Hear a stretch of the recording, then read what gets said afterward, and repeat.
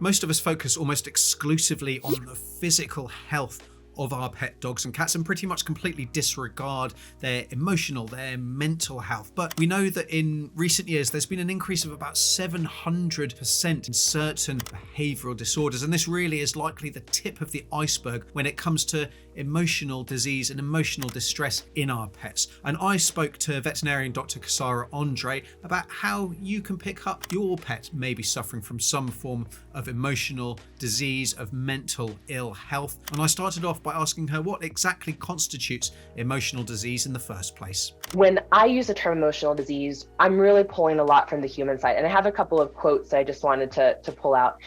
This is from a really interesting paper actually on the expressions of emotions across species.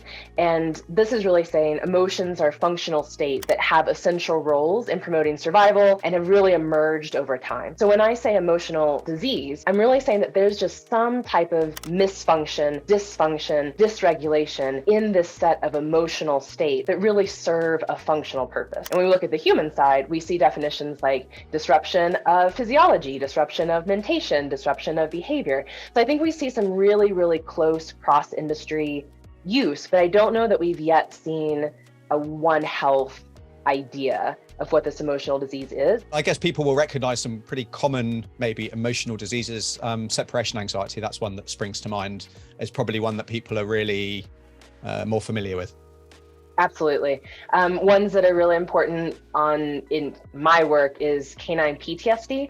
I am a veteran of the U.S. Army Veterinary Corps, and so human PTSD as well as canine PTSD, when that comes from a combat scenario and whether the animal is still utilizable or we need to get adopted out, that's actually been a big part of my early career. So that in particular, PTSD, post-traumatic stress disorder in humans and what that looks like in animals, that's kind of the area that I'm particularly interested in. But yeah, separation anxiety, anxiety in general, aggression, inter-animal aggression, reactivity is also one that we're seeing a lot. Leash reactivity, leash aggression, those are some of the ones that spring to mind for me. Yeah, and it then becomes difficult, I would imagine, to draw a line of where does it go from being a healthy behavior. I'm thinking here, the old-fashioned, the dog who was absolutely terrified of the vet because every time they went there, something horrible happened. Well, that's not a disease that they're scared of that situation. That's a learned, completely appropriate response. Thankfully, not one that we want anymore with our fear-free practices and things. But where do we then draw the line, from a dog who's just being a bit difficult on a lead through lack of training maybe, or because they are actually experiencing some real distress there? Yeah. And Alex, I think that's probably where we as medical communities, human and veterinary, need to spend a lot of our time. When does it become detrimental to that animal's well-being? For me, definition of disease, because the emotion itself isn't wrong. I'm anxious, I'm nervous, I'm upset, I'm hungry, I'm happy. Those are just summations of what the physiology is experiencing and kind of that outward expression of it. So you're right. Those aren't the things. We're not trying to make the animal emotionless and just nothing ever experienced. But I think for me, it's really when it begins to intersect the health of the family unit. That's that's why our clients come to us. This is disrupting our family. There was a bite risk. A bite did happen and we can't go for a walk. We can't leave our house. I think about the animals that we're not able to give appropriate medical care to because that reactivity or that aggression has become so severe. So for me, that's the line when you start to see something detrimental from a health and well-being perspective. How can we then maybe improve our recognition at home? If we're a pet parent sat at home, what are maybe some of the telltale signs that our pets, I guess primarily we are speaking cats and dogs here, how can we know that they are experiencing some level of emotional distress without leaving it to the case of them trying to chew their way through walls or burst through windows? Because, by the time we get to there, they've been telling us a long time before then.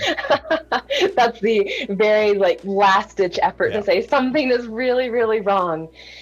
I have found that hypervigilance is one of the most telltale signs of an animal really being in distress.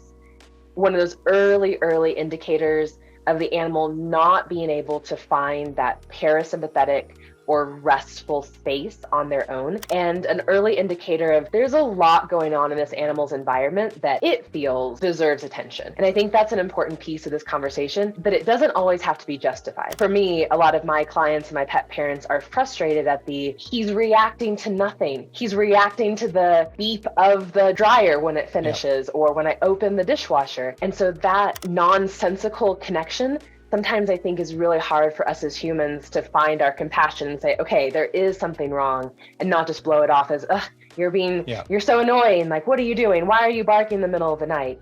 So that piece of what is the animal actually paying attention to, and what does it perceive as the threat from the environment, is a lot of where I think we need to be looking. Now, again, a lot of my work and my interest in animal emotional trauma does come from my background in loving and being around many military individuals, their families, their children, servicemen and women themselves. And we really see that hypervigilance is a key component of PTSD in humans as well. So for me, that's usually what I have my pet parents pay the most attention to. Journaling, a camera at home, really seeing what the animal cues onto are really great ways to kind of pay attention to that. I'll list a couple of other things though. Out of character aggression, so something that the animal never would have reacted to before. Now, there could have been an escalation, right? There could have been something we just weren't noticing. But when that pet parent comes to you and says, this isn't my animal, this isn't my cat, this isn't my dog, that for me is a really good indicator that we need to be looking at something else. First, rule out obvious medical conditions, because we know that those can definitely affect emotions. But then beyond that, what's really causing this need for aggression, or the feel of the animal that it needs to push kind of that environment away from them? Other things are prolonged arousal or really rapid arousal. Now, this ties into that hypervigilance piece. If you have an animal who's already ready for something to be wrong, you're also going to see a really fast upswing in that arousal level. And interestingly, really difficult to get them to leave that arousal state and calm down again. So pet parents might notice things such as they're not responsive to cues when they're overstimulated, so they can't even focus on you telling them to come or to sit. They're just so hyper-focused on something. Shut down in the face of stimuli. So if something happens, there's just nothing. They're just kind of freeze mode. And then again, I'll just mention it because it's important in some of the work that I'm interested in, just body posture. There's a lot that we as medical professionals, I think, can do to make the situation better with just some basic body language communication training for our pet parents. What does the tucked tail mean? What does the ears pinned back mean? What does that crouch stance, I'm ready to leave or go, like my muscles are all on and activated? I think that that's really easy for a lot of pet parents to pick up on. One developing field to treat emotional disease in both people and pets is the use of psychogenic medicine, of hallucinogenic medicines. And while this may sound crazy to you, as Dr. Casara explains in this video linked on screen, it may just be the very tool that your pet needs. So make sure you tap on that video. But until the next time, I'm veterinarian Dr. Alex. This is Our Pets Health, because they're family.